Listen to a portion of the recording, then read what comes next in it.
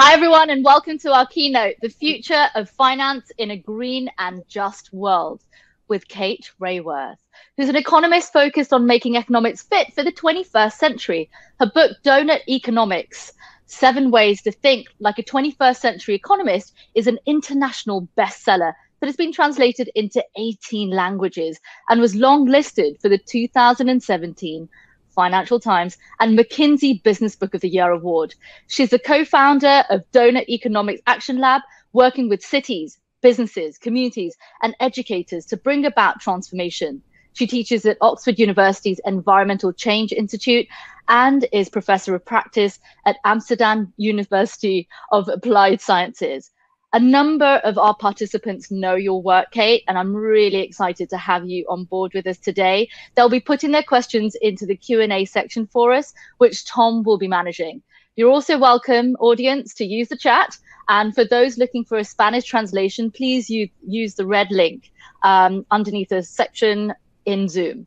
We're excited to understand from you, Kate, the financial system will need to evolve into donut terms. Over to you, Kate. Thank you, Tia, and it's a real pleasure to join everybody here today. I'm going to talk about donuts, donut economics, and what happens when business and banking meet the donut. But I want to say particularly that I get invited to do a lot of presentations to businesses and to the financial sector, and I turn the vast majority of them down. And the reason why I immediately said yes to this one is because I believe that the Global Alliance for Banking on Values is part of the future that we know we need to create and is putting that in place. And so I'm really delighted to be here talking with you today about the kind of finance and banking that we know we need if we are going to bring about a thriving future. So let's just pull back from this Tuesday, whatever day it is where you are in the world, this day in early March 2021. I want to start by recognizing that the 21st century has begun with multiple crises. We are at the tail end of a long tail of the financial crisis of 2008, which hit families and businesses and countries worldwide. We are living in the era of climate and ecological breakdown. That is the daily story we see from around the world in the news. And of course, people in every country are now living with the pressures of COVID lockdown in such different ways around the world, but it has affected everybody. These crises tell us very powerful messages. First, that we are deeply interconnected with each other and with the rest of the living world. They tell us and show us that the impacts of crisis fall with really profound inequalities of gender and of race, of wealth and power, inequalities between the global north and the global south. And I think these crises show us that they emerge from the very systems that we've created. I believe these crises all have in common that they have emerged from systems built upon endless expansion. So if you create a financial system that aims to endlessly expand, you're likely to kick off a subprime mortgage market. If we create an industrial and energy system that endlessly expands its use of fossil fuels and Earth's resources, then we will indeed induce climate breakdown and ecological collapse. And if we create human settlements that are endlessly expanding into wildlife areas, combined with an endless increase in human traveling by planes between country and country, we create perfect conditions for zoonotic disease transfer and a global health pandemic. So these crises are a profound message to us. We must listen to them. We must respond to them, not just piecemeal one by one, but as a systemic response to the whole. And we need to transform our vision of what thriving means. I believe it does not depend upon endless expansion, but rather on moving to thriving in balance. And so I offer for this a donut. It's the only one that actually turns out to be any good for us. So don't go around eating donuts. The best ones are conceptual. So what's going on here? Imagine humanity's use of Earth's resources radiating out from the center of this picture. That means that the hole in the middle of the donut is a place where people are left falling short on the resources they need to meet life's essentials, to have sufficient food and clean water and decent housing, affordable energy, accessible transport, communications, income, social equity, political voice. These 12 social dimensions that I've got in the whole of the donut, I've crowdsourced them from the world's government. You probably recognize them. They are the 12 social priorities set out in the Sustainable Development Goals. And their power is that all the governments of the world have already agreed that all people in the world have a claim to meeting these essentials. Leave nobody in the donut's hole. So get everybody over that social foundation into the green ring. But there is, of course, another side to this story, that we must use Earth's resources collectively and smartly in such a way that we don't exceed that ecological ceiling, that outer ring, because there we put so much pressure on Earth's life-supporting systems that we begin to kick our planetary home out of balance. And these 9 dimensions, from climate breakdown, ocean acidification, a hole in the ozone layer, biodiversity loss, these are, of course, the 9 life-supporting systems that are known as planetary boundaries, created by Johan Rockström and many other Earth system scientists just over a decade ago. And I know that Johan has actually spoken already today, which is fantastic that he's introduced this concept, because I quite cheekily took the diagram of planetary boundaries and doodled a circle inside them and said, if there are outer limits of humanity's use of Earth's resources, so too there are inner limits, and we call them human rights. And what looked like a circle becomes a donut. So that's the donut. And if I put it very simply, the goal of this image is to meet the needs of all people within the means of the living planet. Some people call that radical. Others would say, surely that is just pure common human sense. We want to meet the needs of everybody. We want to ensure the integrity of this one living planet that we know of in the universe. There's little less that we could actually be asking for. Should this not be at the starting point of every economic plan and decision? This brings us away from a concept of endless expansion. It takes us to the concept of thriving. And thriving, we know at the level of our own bodies and our own bodily health, as thriving in balance. Health lies in balance, and we need to understand that at the level of the human body and the planetary body. The real problem we face, though, of course, is that we are very, very far from that balance right now. And all of the red in this image shows you the extent to which people are falling short in the hole in the donut. The little red wedge you can see there on food goes 11% of the way to the middle of the circle, because 11% of people worldwide don't have enough food to eat every day. 13% of people don't have access to clean water, and 1 person in 3 doesn't have access to what we would call a toilet. But on every one of those social foundations, you can see there are people falling short, most of them living in low-income countries, but even in the richest of countries, there is deprivation in the midst of plenty.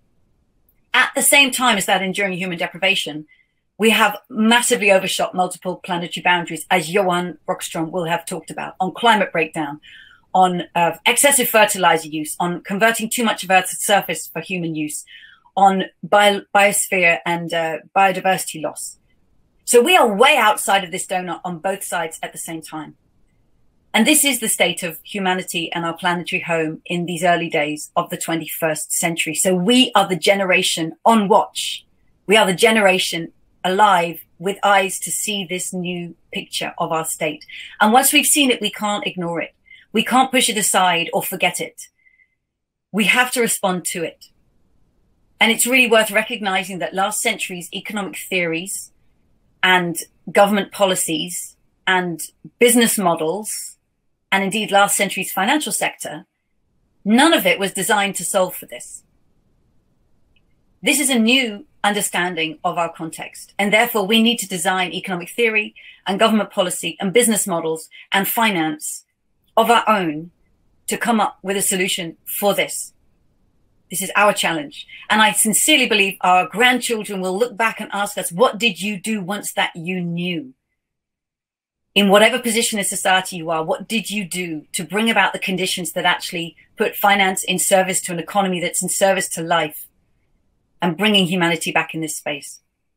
So I have had fascinating conversations with many businesses over the last 9 years since I first drew the donut diagram, and invited them proverbially to sit around this donut table with their business and ask themselves, is the way that we're doing business helping to bring humanity into this space, meeting people's needs while bringing us back within planetary boundaries? Or let's probably be honest with ourselves, is the way that we're doing business actually pushing humanity and the planet out of this space, in the core way that we make profit, because we know that a lot of 20th century business was run like that. I've been fascinated by the contrasting conversations between companies, and they could be Fortune 500 companies or 3-person startups and social enterprises. Very different mindsets behind what make these companies work. But I believe the dynamics that we need to put in place are clear. How can business help bring us into the donut? And I'm going to start by talking about business, not directly about banks, because banks are there to finance business. And so we need to think about the qualities of these companies that are being financed. And what is that money in service of? And the dynamics that I believe we need to create are to create businesses and to finance businesses that are regenerative and distributive by design. To me, these are the principal dynamics for 21st century success. The red in that picture shows you that we have a deeply degenerative economy and a divisive economy with extremes of inequality. We need to create regenerative and distributive economies. And let me dive in and say more about what each of those would look like. So we've inherited degenerative industrial structures where we take Earth's materials, make them into stuff we want, use it for a while, and then throw it away. And this is what it looks like when we take again and again and again from Earth's sources. And this is what it looks like when we throw our waste again and again and again into Earth's sinks, into plastics, into lakes and rivers, and electronic waste into the neighborhoods of the world's poorest people. And I believe our grandchildren will pull images like these from the archive and will tap us on the shoulder and say, did you know about this? Did you ever see this? And we'll have to admit that we did, and that we actually inherited an economy that thought it was normal, because they'll see they'll see it for what it is, which is a shocking abuse of the living planet and our fellow human beings. So we need to transform this degenerative system into one that is regenerative by design, where resources are not used up, they're used again and again, far more carefully and more collectively. So this is, of course, a circular economy that works with and within the cycles of the living world.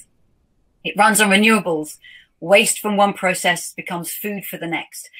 I believe it needs to be modular by design, and we move from models of ownership to models of service use. Let me share some examples, just some illustrations of the kinds of enterprises that are beginning to put this into practice. And I want to start in one of those places where there were no toilets, in the settlements around the city of Nairobi in Kenya.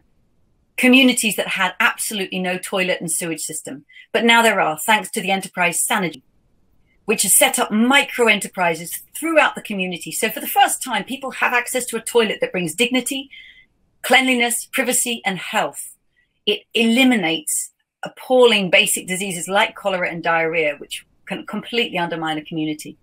But that waste is collected every day, and then it's turned back into fertilizer and applied to local fields. So at the technical level, Synergy are closing the nutrient gap.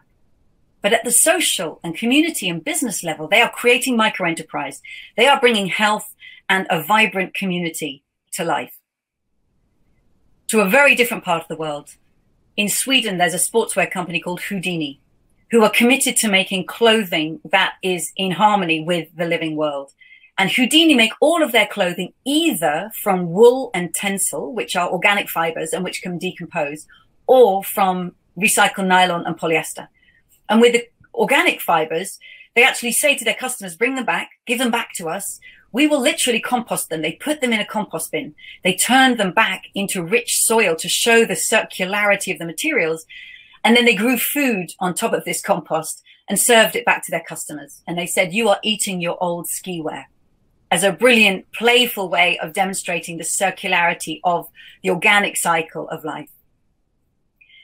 Fairphone, a Netherlands-based company, knows that there are different ways of making mobile phones. And instead of having phones that have inbuilt obsolescence and have to be upgraded literally every year or 2 years, they're making phones that are modular by design, that are open and intended to be opened and upgraded with the battery or the camera replaced and renewed by the consumer, by the user. This is open system design, looking to connect with a wider ecosystem of other designers. And then this building in Amsterdam, the Circle building, if you look carefully, you can see, first of all, most things in it are made of wood. And if you look very carefully, you can see that nothing is cemented and glued together. Everything is clipped and bolted together by design so that it can be unclipped and unbolted. This is the beginning of circular building construction. So the materials can have a long life and have a vision for their use and reuse. These are just some examples of companies that are putting regenerative design at the heart of the way they work. You can see they're in rich and poor countries. They are in very different sectors. It's the principles that they have in common. So that's becoming regenerative by design. But also, I think it's crucial that we create enterprises that are distributive. What do I mean here? I think the 20th century model of business very often focused on capturing as much value as possible for the owners of the enterprise, and that's financial value. And this was reified and celebrated as the mainstream business model. But now we see new kinds of businesses coming through that focus on sharing value far more equitably with all who co-create it. So again, let me show some illustrations of enterprises that I believe are putting this at the heart of their design. These are kinds of enterprises that have what you could call rooted ownership, like Good Energy, a locally, a UK-based renewable energy company, 100% renewable energy. And many of their suppliers are community-owned wind farms or solar farms. So that the ownership of that enterprise is local and long-lasting. Companies like Moye Coffee recognize that when coffee is grown, the value of the coffee, very little of it is kept in the country of origin, like Ethiopia, as we're seeing here. The vast majority of value of a coffee chain is captured in the country that gets to roast the coffee and turn it into a high cost drink. So Moye Coffee have committed to building roasteries in the country of origin because their purpose as a coffee company is to produce great coffee that ensures the value is captured and held amongst the communities where that coffee is actually grown. To me, this is a really great example of distributive design at the heart of the purpose of their business. I'm going to mention Houdini again, the Swedish sportswear company, because they say we're using circular materials and circular fabrics, but we don't want to be the only company. Circularity will only work if we create an ecosystem of circularity. And so they've literally started making open source the designs. This is where we sourced our fiber, our materials, our zips, our buttons. This is how we cut the cloth. This is how we made our jackets. We want other people to do it too, because they know that no company can survive in a circular design alone. It takes an ecosystem to be circular. And lastly, I'll mention the company Lush, a cosmetics company. I mention them because they're one of the few large companies that have signed up to the fair tax mark. What is the fair tax mark? It's when a company commits to paying the right amount of tax in the right place at the right time. And even though that might sound vague, we know very well that a lot of companies spend an awful lot of money ensuring they pay the least amount of tax in as few places possible, as rarely as possible. So this is about recognizing that a company depends upon the ecosystem of society and must also contribute to that to make society around it thrive. So I believe we need to create regenerative and distributive enterprises. Can business do this? To me, the ultimate question is not about the design of a company's products. It's about the design of business itself. How is the company actually constructed? This is what determines whether it's stuck in extractive mode or can leap into this thriving generative mode. So I think many 20th century businesses were designed to ask, underlying everything that they did, this core question of how much financial value can we extract from this enterprise? This is the conversation that drives the decision making. Whereas when I meet what I would call 21st century enterprises that are generative by design, that are focused on actually creating regenerative and distributive designs, they're asking a completely different question. They're asking how many different kinds of benefits can we layer into the way we design this enterprise? And as I say that, I bet everybody listening can think of companies of both kinds that are operating today. So what is it that determines the difference between them? This is what has fascinated me in my conversations with companies, some of which see the donut and say, that's a sorry story, but you know, the business of business is business. And others of which, when they see the donut, they say, that could almost be our company logo. That is why we exist, to serve that need. We just use business as a vehicle for making it happen. What determines the difference between these two? To me, it's these 5 design traits that I'll speak to. The first is, of course, purpose. Why do you even exist as an enterprise? There must have been a lot of interesting conversations about purpose in Dong Energy, Danish oil and natural gas, the company that used to produce 85% fossil fuels and 15% renewable energy. And they decided they wanted to shift. They gave themselves 30 years to make that shift. They did it in less than 10. And then they became 100% renewable energy far faster than anybody imagined they could. And then they had to rename themselves Ørsted because they're no longer a natural gas. That is a company that says, hang on, our purpose is not natural oil and gas. Our purpose is energy. And in the 21st century, to be an energy company, it means a completely different technology. So let's leap. So start with purpose, but it's never enough to change your purpose, to say we're doing leadership with purpose. It has to be integrated throughout the other design traits. And the second is, of course, your networks, your enterprise networks of your customers, your suppliers, the relationships you build and how you embed your values in those relationships. I'll mention again, Good Energy, which has a very strong method of building its relationships with its customers, with its suppliers, and with its ecosystems in the renewable energy sector. So that if ever they feel under pressure to lean away from their values into more short-term principles, those relationships will hold them to the values that they say they stand for. Governance, a huge issue, of course. And there's also, there's questions of the principles and practices, the metrics, the incentives, and the culture and norms of governance. I won't dive in deeply, but we know that doing that in a generative way sits in tension with the pressure that so many companies are under every quarter to show that they have growing sales, growing profits, and growing market share. And so, of course, there are some governance designs like the B Corp movement, like the Economy for the Common Good, which introduces methods of freeing yourself and holding yourself to bigger vision governance. So purpose, networks, and governments, you can change these things. Now I want to get down to the design traits that really profoundly matter and where finance becomes key. Ownership. How is an enterprise actually owned?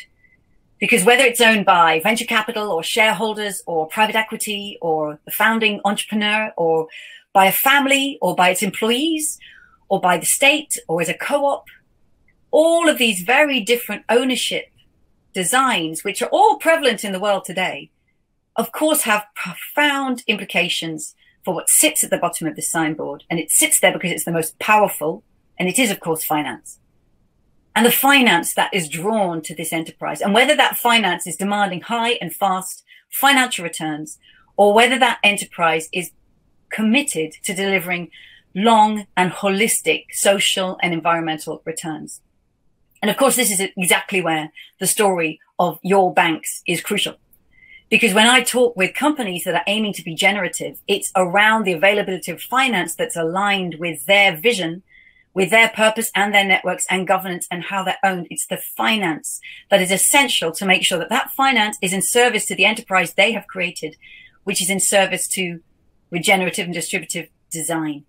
And so I very often talk right here about the Global Alliance for Banking on Values, because it's organizations like yours that demonstrate to the rest of the financial sector that this is not only possible, but actually essential. These companies cannot survive and thrive and succeed and become the norm if they don't have that finance behind them. So first, I just want to acknowledge the importance of your sector. And that's exactly why I'm here today, because I see its crucial role in the wider reorientation of 21st century business. But then I also want to finish by inviting you as banks to put your own institutions, each bank and your alliance as a whole, run it through this signboard. Each bank, ask yourself and keep renewing that question of what is our purpose? Why do we exist? And what are the networks we're building? Who are the people to whom we're lending? Who are our customers on all sides of the business? And how do we instill our values in them? And how do we make sure they hold us to those values? And how do we govern ourselves? Who has voice at that decision-making table? What are the principles that we are, the metrics we are measuring our success by, and the incentives that we're giving to middle managers, and are they aligned? But profoundly again, how are we as a bank owned? And what does our own finance demand? What do we think and what do we tell our customers is a decent financial return? And to me, this is the most profound question of the 21st century. What is a reasonable, appropriate financial return in the 21st century on a planet that's been profoundly degraded and requires ecological restoration, in communities that have been actually often stripped out and made incredibly unequal. We need that reinvestment in community. So we know we need to generate social value and ecological value, along with it a fair financial return. And the question of what is a fair and potential and possible financial return is a massive one. And I would really enjoy a discussion of that later if people want to talk about it. I'd love to hear views from your sector. So let me finish by saying I invite you to put this signboard on the table in your company and ask yourself which of our design traits as our own business are drawing us back into serving extractive enterprise, which are actually trapping us in that 20th century mentality, which hold us back from the bank we truly want to be. And which of our design traits already enable us to serve these generative enterprises, and how can we reinforce them? And how can we ensure that they actually predominate?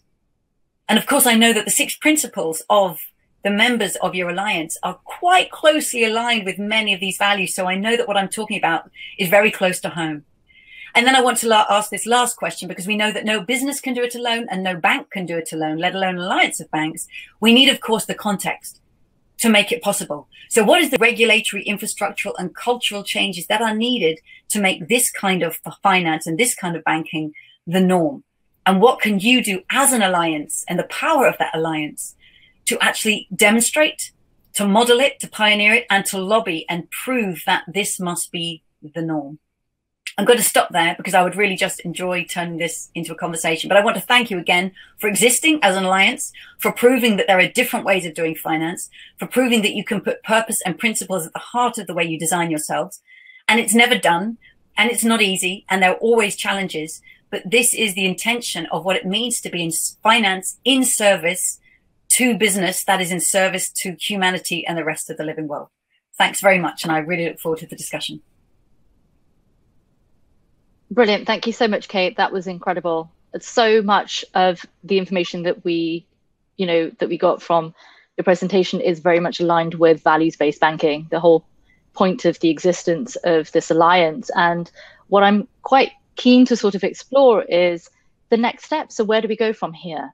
In terms of the actual donut economics, one of the things that we've understood is there is a sunk cost. There's a sunk cost to subsidizing an economy that was pretty much based on fossil fuels. And there's still a legacy system. We've inherited this incredibly dense, problematic system that we're still living in. So what can we do best to go beyond this sunk cost, or sometimes the actual thinking around that, which can become quite a heavy inheritance for us? So some of that sunk cost is, for example, infrastructure, right? And many cities and nations, particularly in the global north, have already laid out transport infrastructure, road intensive systems that depend on the private car, or fossil fuel systems that have pipelines from fossil fuels. And there's a sunk cost there, certainly of an infrastructural inheritance, which can be a lock-in. I just want to say the flip side of that, that many countries, cities in the global south that are just beginning to put in place their mobility systems, their energy systems, their communication systems, have an extraordinary chance not to make that same mistake, not to lock themselves into those old technologies, and to pivot in the way that Dong Energy did, which I think is a powerful example of a company that realizes that what you need to do sometimes is look up a level and say, what we don't actually want roads. What we want is mobility. So go up a level from where you think, it's mobility, or it's energy, or it's nutritious food, and then go sideways and realize we can actually avoid that sunk cost if we haven't yet made it. But also we have to work with the infrastructures that we have, because there may be sunk costs, but there are also huge investments of education, technology, and opportunities and organizations that, if they pivot their purpose and design, can pivot a phenomenal amount of resources in another direction. I mean, we know that the world's governments are still investing $5 trillion of subsidies in the fossil fuel industries, right? What is it going to take to unlock the mindset to recognize that is an insane sunk cost to keep on making? It's literally sinking us in the wrong direction. To pivot that in the direction where actually the multiplier effects of the value that's created by moving to renewable energy, by creating an ecosystem of new enterprises, is so much more vibrant. That's really exciting. And I think some of the actual metrics that we look at to measure the impacts of these banks and our banks, are actually sort of pushing pushing what it means to have purpose. You know, maybe 10, 15 years ago, the purpose was slightly different. It was to sort of move along the kind of Millennium Development Goals into the actual structure of the Sustainable Development Goals. And many of the periphery banks are probably thinking, how can we best sort of leapfrog the good work that has been laid down beforehand? So where can we take those qualities and push them further? And what are the metrics that we could start measuring that aren't normal, aren't the average sort of, reporting indices? So I really like the point you make that many banks that may be purpose-led banks may have started off with a very specific social purpose, a local purpose. And I think as I showed the donut diagram, we are a generation that now, thanks to the work of Johan Rockström and others, have this understanding of the impact that we're having on our planetary home. And we have better data than any generation before us about the inequalities and the multiple dimensions of those inequalities worldwide. So we can't say we didn't know. And we may have begun as an enterprise that had a very specific social focus or a particular environmental focus. But now that we see the whole, I do think there's an obligation to say we need to widen that perspective. And it doesn't mean that every bank needs to do everything, but every bank needs to make sure it's not undermining anything. So although you may have a social focus, you also need to make sure that the investments you're making are not undermining other ecological areas or other social areas. So it's that widening. And I'm seeing that in the work and the pickup that Doughnut Economics is getting, say with cities. We're seeing cities, and I'm moving away from finance for the moment, but just as an analogy, because I think it's very relevant. We're seeing cities that say we've got a low carbon plan. Oh, and we've introduced a circularity plan. And they suddenly realize that they don't want all these separate plans. What they need is actually a bigger holistic vision. And that's why they are introducing the Doughnut as a holder for multiple things they already knew that they wanted to do. So to your question around metrics, first of all, I'm going to say I don't have the answers. I would love to hear from banks. They're saying these are the kind of metrics that we're bringing. Now, I know one example, it's not from a bank, it's from Unilever. When Paul Pullman was the CEO, he's a very good example to me of somebody who was really trying to pivot the design of his company on this signboard. So he pivoted Unilever's purpose towards a sustainable living plan. He pivoted their networks and joined some very progressive alliances of businesses and would go to the World Economic Forum and lobby for progressive regulation.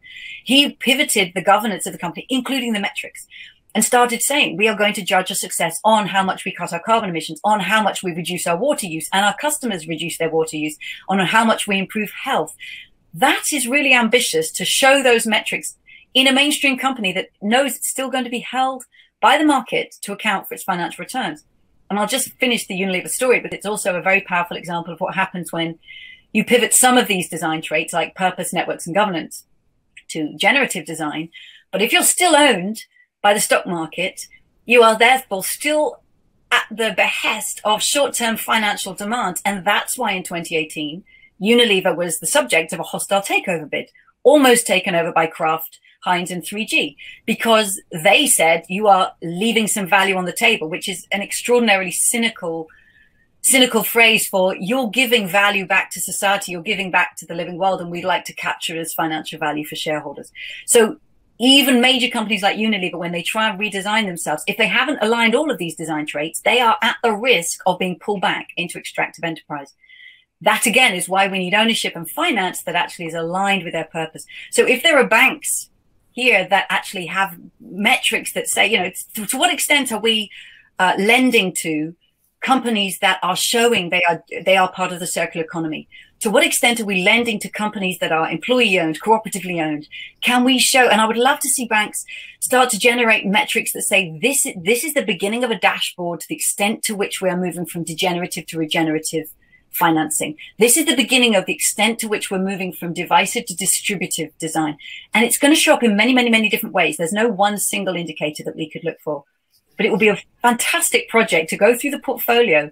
And how do we say that's the old book, this is the new book, and these are the metrics that show us we're transforming not only in who we're financing and how we're financing them, but the impacts that we know that they're having in the world.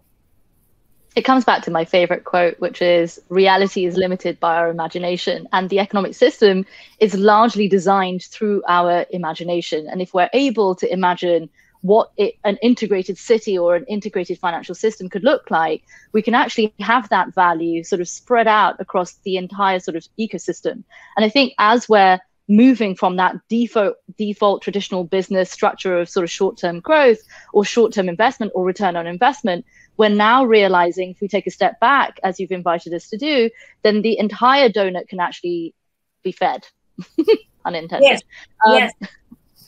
And you said, reality is limited by our imagination. It is also limited and bounded by the thermodynamic laws of the universe and by planet. So that's one thing we can't change, right? We can't change the thermodynamics. We can't change the fact that we depend upon a stable climate to have rain and a thriving biosphere in which we live for the last 10,000 years.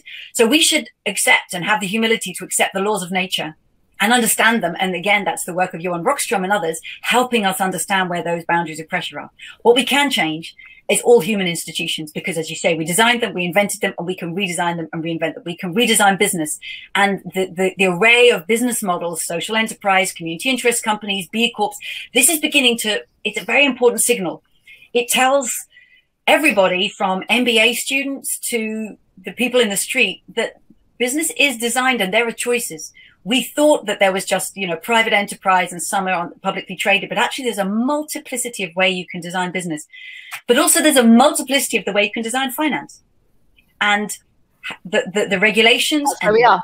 That's where we are. And it's so important to model that, because when we model the transformative, we can suddenly see the extractive for its lack of innovation, its lack of generative design, and it's very narrow intention. And we can often only see things when we can see a contrast. So it's crucial to bring up the new and make it visible, because then we can suddenly see the old.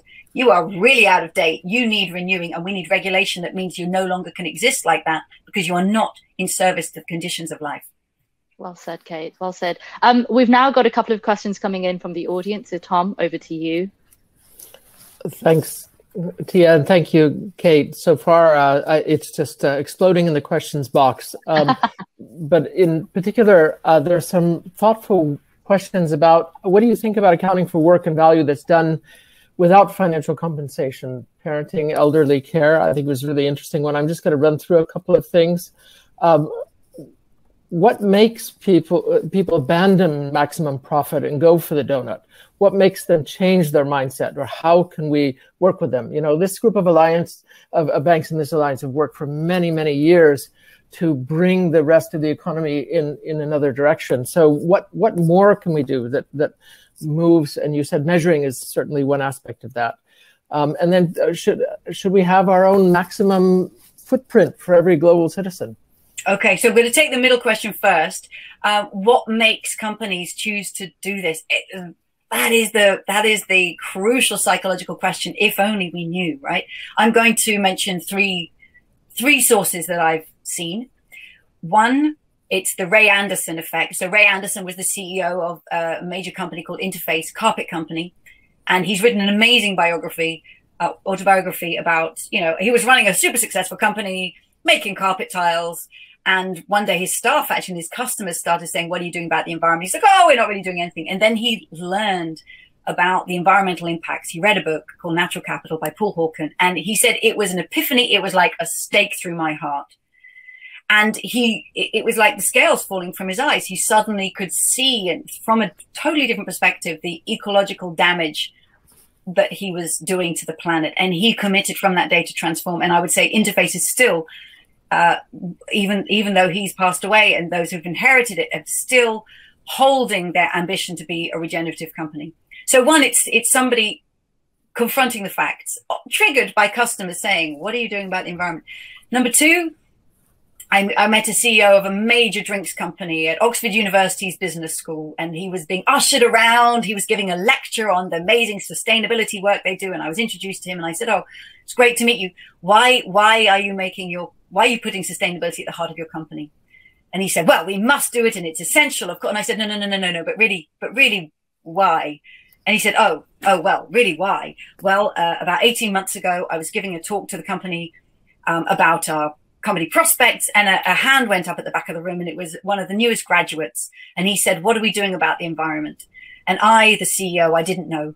And I was embarrassed, but I turned to the head of corporate affairs, always a worry when the CEO turns to the head of corporate affairs to find out what we're doing about the environment. I turned to the head of corporate affairs, and she said what we were doing. But he said, as I left that stage, I was embarrassed. And so I then decided I had to put this at the heart of a vision. And 18 months later, there he is at the university business school giving a big talk to everybody about his company. Both of these cases, it's a customer saying, what are you doing? Or it's the latest employee saying, what are you doing? And then the third one is what I will call the grandpa effect, because it usually is grandpa. It's a grandchild tugging, grandpa, what is it you do in your business?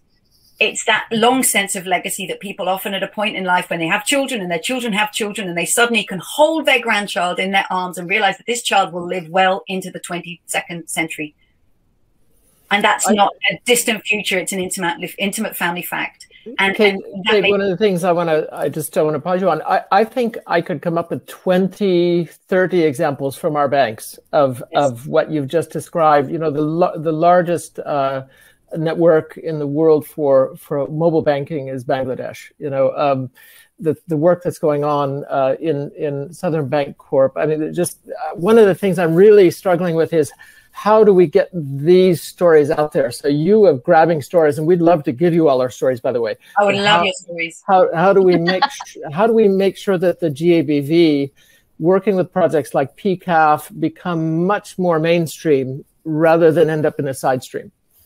Well, first of all, I would get those stories. I would get the person, because it often is one person who was in a position of power who, through somebody asking a question, making them embarrassed or making them see the long future, somebody has an epiphany and takes it to the board and starts making things happen. Now, if you can get that person talking and telling this story like I'm repeating other people's stories, I think there is nothing more persuasive and more powerful than the human intention and the human honesty about the wake-up call and that moment when I realized we are moved by each other and we are inspired by each other. And often people ask me, you know, where do you think change happens? How will we begin to get in the donut? I always say change starts here.